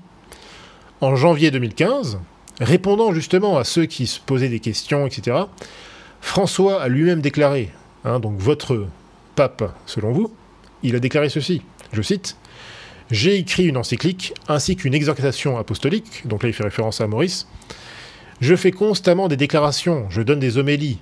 Tout ceci, c'est le magistère. » Fin de citation. Donc François nous dit « Amoris Laetitia, c'est le magistère. » Ordinaire, hein, sans doute. Il nous dit même que ces déclarations, telles que les allocutions, les audiences générales, les homélies, tout ça, ça fait partie du magistère. Et il a raison, en fait. Il a raison. Ce sont des déclarations officielles publiques d'un prétendu pape, ou en tout cas le pape qui s'exprime publiquement en tant que pasteur suprême. Il n'y a pas besoin, si vous voulez, ça c'est aussi l'argument, hein, bon, ça, on l'entend depuis des années, hein, chez certains tradis qui, là encore, on cherche des échappatoires, en fait. Hein. Ils vont nous dire, oui, mais non, il n'y a aucun problème avec Vatican II, parce qu'en fait, Vatican II n'est qu'un concile pastoral, donc voilà, il n'y a rien d'infaillible dedans, il n'y a aucun problème. Non, non, non, c'est pas comme ça. Hein. C'est pas comme ça. Paul VI lui-même a dit que Vatican II relève du magistère ordinaire. Or, si je vous renvoie à Vatican I, le magistère ordinaire est aussi garanti par l'infaillibilité pontificale. Donc ces arguments-là n'ont aucune valeur. Ce sont des arguments de gens qui ignorent ce dont ils parlent. Bon.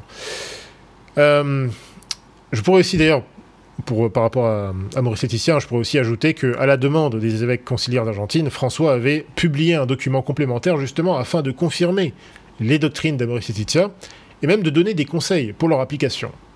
Il n'avait pas répondu à la fameuse doubia là, du cardinal Burke et de tous les autres. Par contre, il avait répondu à ses collègues d'Argentine en leur disant oui, Amoris Laetitia, voilà, c'est très très bien, et donc vous devez les appliquer comme ci, comme ça, comme ça. Enfin, vous devez appliquer ce texte comme ça dans vos diocèses. Donc, cher ami, hein, je ne connais pas votre nom, hein, mais bref. Encore une fois, qui êtes-vous? Pour qui vous prenez-vous? Qui êtes-vous pour dire que Amoris Laetitia ne serait pas infaillible, alors que votre propre pseudo-pape, François, affirme que ce texte fait partie du magistère. Donc c'est vous qui décidez ce qui fait partie du magistère ou pas, ce qui est infaillible ou pas. Ça me semble être un peu du libre examen. C'est quand même bizarre. Or justement, si Amoris Laetitia fait partie du magistère, eh bien, il ne peut pas s'y trouver d'erreur théologique. Tout simplement. Or, il y a un petit problème. Puisque justement, comme je viens de le montrer, là, il y a plusieurs énormes hérésies dans Amoris Laetitia, hein, dont celle que j'ai citée, mais il y en a encore d'autres. Donc, en résumé, la conclusion, c'est des vacantistes, c'est celle qui est la bonne, et vous êtes dans la confusion la plus totale, malheureusement, hein, je le déplore, mais vous êtes dans la confusion. Puisque vous êtes même prêt, vous êtes prêt à aller jusqu'à renier la qualité de l'enseignement de votre pape François pour échapper à la réalité. Vous prétendez être soumis à l'autorité de l'Église conciliaire, mais est-ce que vous voulez que, est-ce que vous voulez que je contacte votre évêque conciliaire pour l'informer, par exemple, que vous refusez d'accepter Amoris Laetitia? Je pense qu'il ne va pas être très content, hein, parce que les évêques conciliaires, vous savez, ils sont très doux, si vous voulez, très patients avec, si vous voulez, toutes les fausses religions, en fait. Hein, voilà, ils sont prêts à faire toutes sortes de réunions œcuméniques, même à leur prêter des bâtiments, etc., etc. Il n'y a aucun problème avec ça. Par contre, attention, hein, quand on n'obéit pas à Vatican II, là, ils sont pas contents. Ce qui est quelque part illogique, hein, ils font leur boulot après tout. Donc voilà, ça c'était la réponse à cet argument. Alors vous avez encore donné d'autres... vous avez encore fait d'autres objections, mais bon, c'est un peu long. Donc je vais pas forcément y répondre maintenant parce que cette vidéo a un peu trop duré. Je vais peut-être quand même répondre à une d'entre elles, mais je vais le faire voilà, un petit peu comme ça, à la va-vite. Vous nous dites que les gestes de prière de Benoît XVI ne changent rien au magistère catholique. Donc là, vous faites référence au fait que j'ai effectivement évoqué le fait que Benoît XVI était allé à la mosquée d'Istanbul, où il avait effectivement, à la demande, donc en tout cas à l'invitation de deux imams, hein, des deux imams, ou des mouftis plutôt, qui étaient là-bas, on l'a retrouvé, il y a cette photo célèbre, même c'est une vidéo d'ailleurs, hein, on le voit priant, tourné vers la Mecque, avec les deux mouftis. Tout ceci, ce sont des actes de... Je ne sais pas si vous connaissez la notion en fait de communication in sacris. J'ai l'impression que vous ne connaissez pas encore une fois. Hein, bon, je ne veux pas présumer de votre connaissance, mais vous nous dites que ça changerait au magistère catholique. Mais vous avez entendu parler de la notion d'apostasie et de communication in sacris. Un catholique ne peut pas, si vous voulez, on ne peut pas aller dans une mosquée ou dans une synagogue et se mettre à prier ou à adopter, si vous voulez, les postures de prière des juifs et commencer, voilà. Alors je ne sais pas ce que priait Benoît XVI à ce moment-là, mais tout ceci, ce sont des actes absolument interdits qui, en fait, lisez il y a plusieurs articles à ce sujet dans l'encyclopédie catholique, hein, ce sont des actes d'apostasie, tout simplement. Bon, et puis, effectivement, Benoît XVI n'a pas été le seul à avoir fait ce genre d'actes, hein, tout simplement. Bon, vous nous dites, vous ne connaissez pas la théologie catholique sur les degrés d'autorité du magistère. Bon, franchement, je vais éviter de vous répondre à ça, parce que franchement, vous avez démontré par vos arguments que... Vous êtes plutôt l'accusé de vos propres accusations. Vous nous dites ensuite, vous mettez en danger votre salut à enseigner sans avoir étudié la théologie catholique. Mais je n'enseigne rien, mon cher ami. Moi, je ne fais que résumer, citer des textes du magistère, des docteurs, etc., etc. Ce que vous ne faites pas, d'ailleurs. Ce que vous ne faites pas. Donc, je crois que, là, encore une fois, l'accusation se retourne plutôt chez vous. Surtout que vous posez beaucoup de questions, vous exigez beaucoup de choses, mais vous ne produisez rien. Hein, vous n'apportez aucune preuve.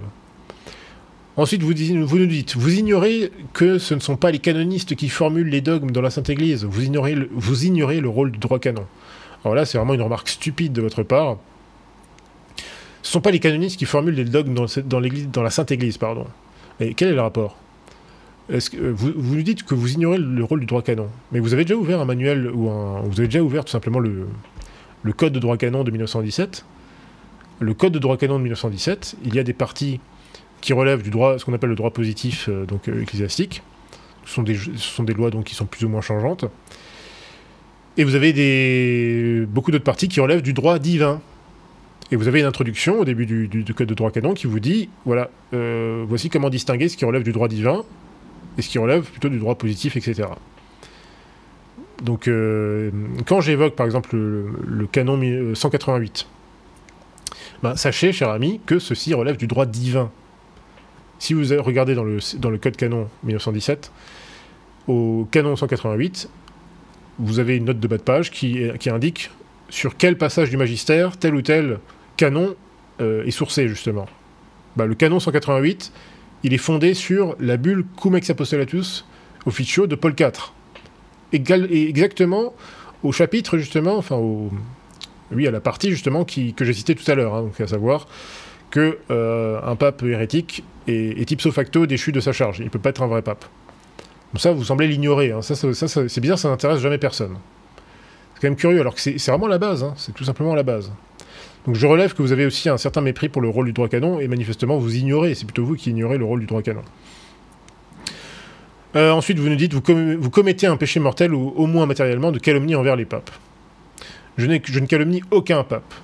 Certainement pas, et je ne calomnie d'ailleurs pas non plus François et les autres, qui ne sont pas des papes, évidemment, puisque je ne fais que citer et constater leurs enseignements. Hein. Moi, je ne fais rien d'autre. Bon. Alors ensuite, c'est intéressant, vous dites, votre point de vue, donc des sédévacantistes, est groupusculaire et ultra-minoritaire. Vous n'êtes quelques centaines sur Terre. Vous avez contre vous l'ensemble de la planète qui pense que François est bien le pape. Là encore, c'est un argument stupide que j'ai démonté tout à l'heure, hein, en citant notamment le père Jurgens. Si vous pensez que c'est le nombre qui fait la vérité, bah, franchement, alors dans ce cas, voilà, il y a je sais pas combien de milliards de personnes qui pensent que l'avortement c'est super cool, donc ça doit être vrai. Si on prend votre raisonnement, ça doit être vrai. Bon, je vais éviter de répondre à ça parce que franchement c'est ridicule. Vous nous dites qu'il n'y a pas de position sédévacantiste unifiée, mais un pullulement de micro-sectes professant des doctrines opposées, divergentes et changeantes. Alors là, je vais y répondre quand même, parce que premièrement c'est faux. Tous les sédévacantistes sont tous d'accord, si vous voulez, sur le constat général. Alors, ils constatent tous que les papes de Vatican II, enfin ils rejettent tous Vatican II, ils rejettent tout ça, et ils disent, voilà, tout simplement, ces gens-là ne peuvent pas être les vrais papes, etc., etc. La seule chose sur laquelle vraiment les sédévacantistes divergent, et il y a vraiment deux grandes positions à peu près, hein, c'est la question de savoir comment est-ce qu'on en sort. En fait, les sédévacantistes divergent sur ce qui est incertain, c'est-à-dire sur le futur. Comment on fait maintenant pour avoir un nouveau pape? Comment ça va se passer? Qu'est-ce que l'avenir nous réserve? Donc il y a des solutions qui sont proposées, qui sont en fait qui avaient déjà été enseignées auparavant, hein, bien avant Vatican II par des théologiens, mais c'est juste là-dessus que les sédévacantistes divergent. Hein. C'est normal après tout. Hein, on peut pas être d'accord sur quelque chose, si vous voulez, qu'on connaît pas. On ne sait pas ce qui va se passer, on ne sait pas ce que l'avenir nous réserve. Donc forcément, il y a des divergences, mais c'est pas forcément, si vous voulez, des doctrines opposées, en fait, hein, finalement. Ou changeantes, ou je sais pas quoi. Et là encore, cet argument est d'autant plus pitoyable que lorsqu'il vient, si vous voulez, d'un ardent défenseur de la secte conciliaire. Excusez-moi, vous osez nous dire qu'il n'y a pas de... Enfin, nous reprocher aux sédévacantistes de ne pas être unis, ou je sais pas quoi. Bon, premièrement, les sédévacantistes sont unis dans la mesure où ils professent tous la foi catholique. Hein, je suis désolé, mais tous les sédévacantistes défendent à fond, si vous voulez, les dogmes principaux. Je veux dire, c'est pas les sédévacantistes qui enseignent, comme le fait Vatican II, que les pouvoirs civils doivent autoriser les fausses religions, ou doivent même ne surtout pas interdire l'expression des fausses religions dans la société. C'est pas eux qui le disent. C'est pas non plus les sévacantistes qui disent que les schismatiques et les protestants sont en communion partielle avec l'Église. C'est pas non plus les sévacantistes qui vont faire des idoles ou mettre des idoles de Pachamama ou des statues de Luther au Vatican. Donc là encore, ces accusations sont vraiment ridicules lorsqu'elles viennent de gens qui défendent l'indéfendable. C'est absolument grotesque. Donc, enfin j'en ai déjà parlé tout à l'heure, mais si vous voulez parler d'unité, parlons d'unité. Quelle unité y a-t-il entre l'abbé Laguérie et entre Bergoglio? Ou entre, je sais pas moi, il y a aussi des prêtres conciliaires, enfin je veux dire, je sais pas, ou même, prenons l'abbé Horowitz, qui est plutôt de tendance conservatrice. Quelle unité y a-t-il entre lui et, je sais pas moi, le père Martin, là, enfin le soi-disant père Martin, là, James Martin, donc qui est un peu un membre là, des soi-disant jésuites actuels, et qui, voilà, comme on le sait, est un pro-LGBT tout à fait exubérant. Enfin, voilà. Et je pourrais donner des milliers d'exemples comme ça. Là, j'en ai pas en tête, forcément, mais on a des tonnes d'exemples comme ça. Combien d'exemples avons-nous de, je sais pas moi, tel évêque conciliaire qui sera totalement œcuméniste, et puis, voilà, vous avez un autre évêque à côté, conciliaire aussi, mais qui sera, lui, plus conservateur, etc. Bon, enfin, il n'y a aucune unité de doctrine dans l'Église conciliaire. Donc, oser reprocher aux sévacantistes de ne pas avoir une position unifiée, c'est ridicule. Bon, ensuite, vous tombez encore une fois carrément dans des arguments un petit peu ad hominem, un peu nuls. Vous nous dites, voilà, un certain nombre de sévacantistes ont des mœurs dépravées, se sont rendus coupables de simonie et de divers scandales publics. Ah bon? Bah lesquels? Pourquoi vous ne donnez pas des exemples? Moi, je dis pas que les sévacantistes... C'est pas parce que vous êtes sévacantiste que vous êtes un pur ou un parfait, hein. C'est grotesque. Franchement, c'est ridicule comme argument. Je sais pas quel âge vous avez, mais ça me semble très très faible. Surtout, encore une fois, c'est ridicule. Nous sommes en pleine affaire. Enfin, récemment, il y a eu toutes ces affaires là sur les scandales pédocriminels dans l'Église conciliaire. Et vous osez dire que les sévacantistes ont des mœurs dépravées ou je sais pas quoi. Enfin, je sais pas. Vous n'êtes pas sérieux. Vous n'êtes pas sérieux. C'est absolument suicidaire là votre argumentaire. On aurait fait un débat en public, mais vous auriez été laminé, mon pauvre ami. Enfin, voilà. Encore une fois, oui, peut-être qu'il y a eu un ou deux prêtres sévacantistes ici ou là qui n'ont pas eu des bons comportements. Peut-être qu'il y a eu un fidèle ici ou là qui n'a pas été très bien. C'est comme ça partout, hein, je suis désolé. Mais par contre, moi qui ai une expérience, à la fois des milieux conciliaires, des milieux tradis de façon générale et du milieu sévacantiste, je peux vous dire que en tout cas dans les milieux sévacantistes que j'ai fréquentés, je n'ai jamais vu, si vous voulez, des gens aussi à la fois aussi simples, mais aussi érudits en même temps, des gens aussi, si vous voulez, je sais pas, accueillants et... Enfin, je n'ai jamais vu des gens aussi chrétiens, si vous voulez. Vraiment. Mais, enfin, des gens, mais sans prise de tête ou sans exagérer ou quoi d'autre, mais... Je sais pas. Donc, moi, j'ai pas constaté, si vous voulez, de gens dépravés ou quoi. Au contraire, j'ai trouvé des gens qui essayent justement de vivre, au contraire, la doctrine, la foi et la morale catholique, vraiment de la façon la plus excellente possible. Et parfois même, c'est à un tel point que c'est impressionnant et que vous vous sentez vraiment, voilà, vraiment tout petit à côté, parce que vous avez des gens qui ont des comportements, mais plus qu'exemplaires, hein, et qui sont prêts à faire des sacrifices que beaucoup, surtout chez les conciliaires, ne seraient pas prêts à faire du tout. Mais bon, c'est une autre question. Bon, en tout cas, bref, votre argument est complètement claqué, donc je vais pas m'étendre là-dessus. Ensuite, vous nous dites, beaucoup de ces sévacantistes finissent par perdre la foi et deviennent athées. Ah bon? Là encore, d'expérience. Vous savez quoi, ça fait maintenant assez longtemps quand même que je suis un peu dans le milieu sévacantiste. Ça fait au moins depuis 2014, je dirais, 2015, 2014. Donc ça commence à faire 6 ou 7 ans. En 6 ou 7 ans, je n'ai jamais rencontré... Je crois que j'ai rencontré un seul... alors, sédévacantiste, je ne sais pas s'il était vraiment sédévacantiste, mais c'était un gars très jeune et assez instable qui avait apostasié. C'est le seul que j'ai rencontré dans ce cas-là. Et j'ai rencontré également un seul qui a... alors qui n'a pas apostasié après en parler, enfin, mais qui en tout cas est devenu schismatique. Il y en a, j'en connais un comme ça, enfin je ne le connais pas personnellement, mais qui est devenu schismatique oriental. Mais c'est particulier parce qu'il était finéiste à la base. Et je connais aussi un autre jeune, qui lui est devenu conciliaire. Mais là encore, il était finéiste. Donc c'est bizarre parce que les seuls cas de ce type-là, mais encore une fois, c'est même pas des apostasies, c'est plutôt des gens qui sont tombés dans l'erreur, ou voilà, bref, ou qui ont rejoint des sectes schismatiques. Ce sont des gens qui étaient à la base chez les finéistes. C'est assez intéressant. Enfin, notamment qui étaient proches des frères Diamond et tous ces trucs-là. Mais sinon, j'ai jamais rencontré personne qui est apostasié dans tout le milieu sédévacantiste. Aucune personne. Et pourtant, je connais du monde. Hein. Personne. Donc je sais pas d'où vous sortez votre truc, là, ils perdent la foi, ils deviennent athées. J'ai jamais vu ça. Et là encore, franchement, c'est ridicule. Je sais pas, encore une fois, je sais pas quel âge vous avez, je connais pas votre milieu, votre parcours, d'où vous venez. Mais j'ai déjà expliqué dans une précédente vidéo. Moi, je viens d'une vieille famille catholique, très vieille, très ancienne. J'ai vécu un petit peu les années Jean-Paul II, tout ça. Je peux vous dire que ceux qui sont devenus athées, ceux qui ont perdu la foi, en masse, ce sont notamment tous les fidèles qui avaient été éduqués dans les années 50, 60, qui ont subi de plein fouet Vatican II. Tous les boomers, là, pas tous, mais quand même une majorité d'entre eux, en fait, Vatican II, ça les a fait apostasier en masse. Donc, là encore, j'ai l'impression que vous sortez des arguments, mais sans savoir de quoi vous parlez, et presque de façon idéologique, en fait. C'est un peu bizarre. Parce que là encore, vous nous sortez des trucs, mais voilà, un peu de nulle part, bon bref. Ensuite, alors là, vous tombez carrément, là c'est drôle, vous nous dites « Votre vision de l'église dictature me fait penser aux dérives dictatoriales de certaines branches du protestantisme. » Alors là, je vois pas vraiment à quoi vous faites référence, c'est quand même bizarre. Ensuite, pour terminer, vous nous dites « On ne vous attaque pas, c'est vous qui refusez de vivre en communion avec nous. Vous viviez en schisme. » Mais mon cher ami, là encore, je regrette, je suis assez peiné de voir que c'est vous qui êtes en schisme.